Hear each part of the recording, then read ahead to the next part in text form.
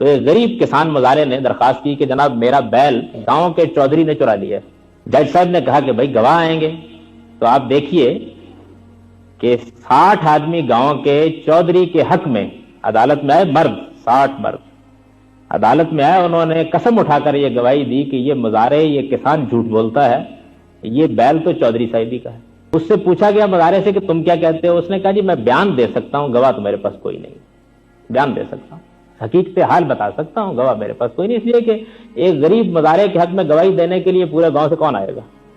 اس نے جب عدالت میں بیان دیا اور ساری تفصیل بتائی تو جج صاحب کو یہ اندازہ ہو گیا کہ یہ سچا ہے، تو انہوں نے کہا کہ ٹھیک ہے، ہم نے سماعت مکمل کر لی، فیصلہ میں گاؤں میں آ کر سناؤں گا۔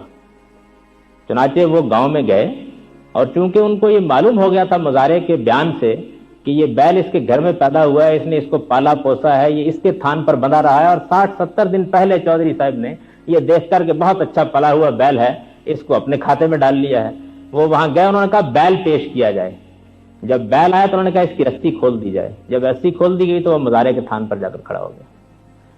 تو وہ جج صاحب اپنے فیصلے میں لکھتے ہیں کہ میں نے ایک بیل کی گواہی قبول کر لی اور 60 مردوں کی گواہی رد کر دی۔